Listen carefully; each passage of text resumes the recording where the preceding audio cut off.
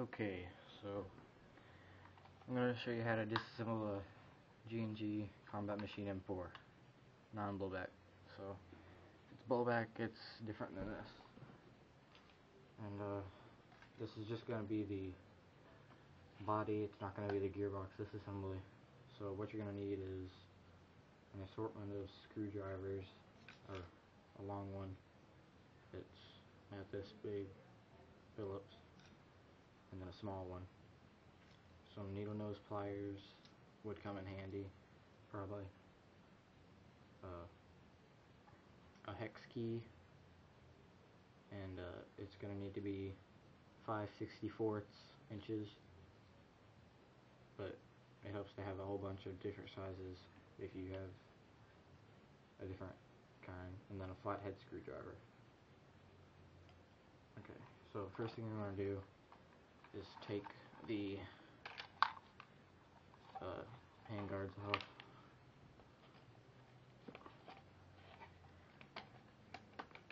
The spring on its little tints, so, and then undo the wiring, and take the stock off by pulling down on the back like that. Well, first thing you should do is remove the mag. I didn't do that, so check that out. And then remove the carrying handle.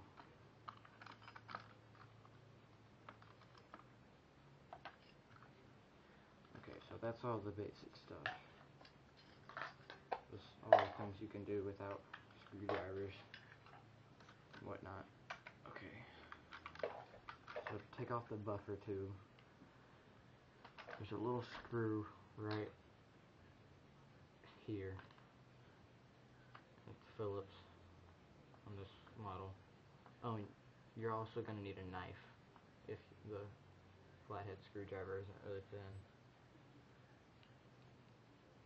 And then I suggest having a magnet because it helps a lot.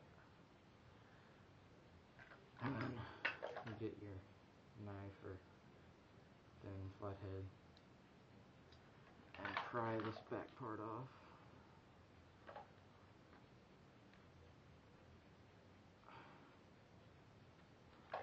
Sometimes it can be kind of tough to do.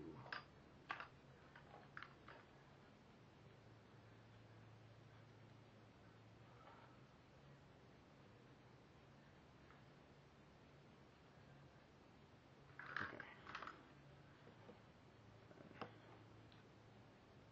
It's almost impossible to do this with your hand. So that's why you gotta have a tool.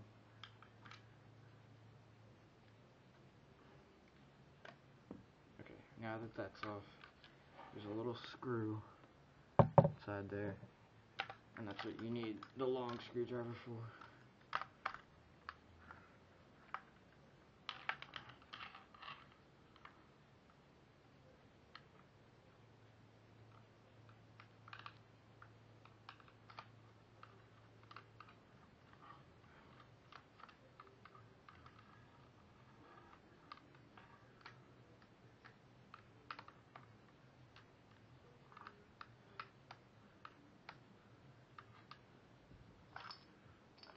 Comes off, and that comes off,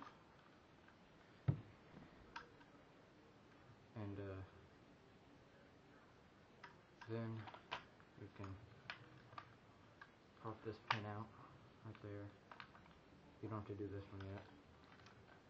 Slide the receiver forward a little, and on this one the hop-up unit goes in here pretty tight.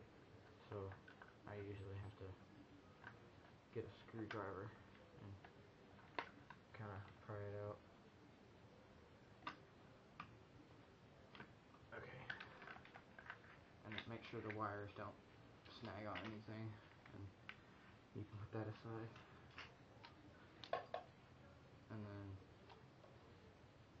you want to undo your mag thing. I don't even remember what it's called.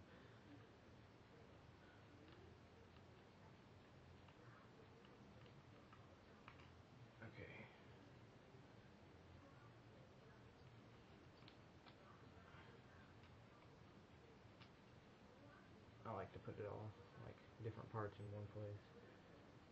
I'll put all the stock stuff over here, all the easy parts over here, and then, yeah, and just pop this pin out. Sometimes it can be kind of hard, but on this one it's just a little tap.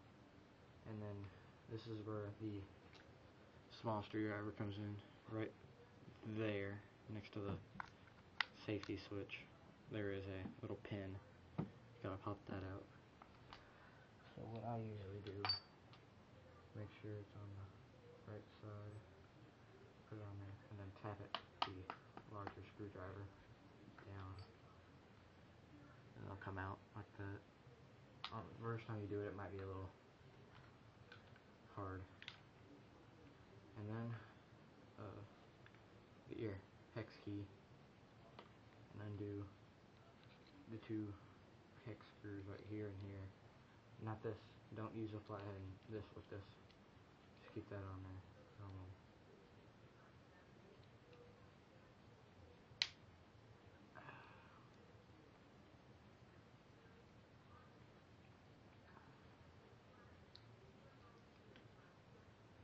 Oh, and I don't suggest doing this on carpet, because if there's grease anywhere inside of here, then it could get on the carpet. But I've already checked inside mine and taken all the extra grease off and re-greased it. And then sometimes it'll get stuck down there, and you just use your pliers to grab it, take that out. And your motor will be in there. You gotta kind of give it a little push to make it pop up, and then undo your wiring. And if you notice, right on the bottom of the motor, right there, I don't know if you can see it, but there's a little plus sign, and that's how you know, like, if it goes like that or that, the red wire is always going to connect to the plus side, right there. So that's how I remember it. What did I do with that? Okay. Put that over there, and then down in there, inside here, there's going to be 2 screws, or 4 if you have a different model. There might be 4. And what you do want to do is undo those. Sometimes it helps to have a flashlight, and for a good lighting thing. And then get your Phillips screwdriver in this case. And I like this because it's magnetic, because you can just pull it out. It's right there on it. And the motor actually on here is magnetic, so you can just stick it to there.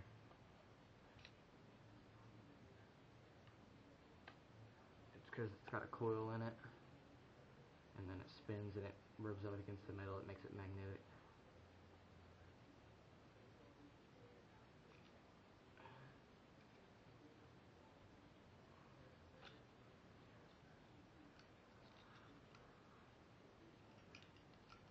I actually just learned all this stuff from trial and error. I didn't use YouTube videos. And then you could pop it forward a little, and it pop right out. Make sure your thing is on safety before you pop it out, because otherwise it'll mess up the selector switch. And that's how you remove the gearbox from your M4 AEG.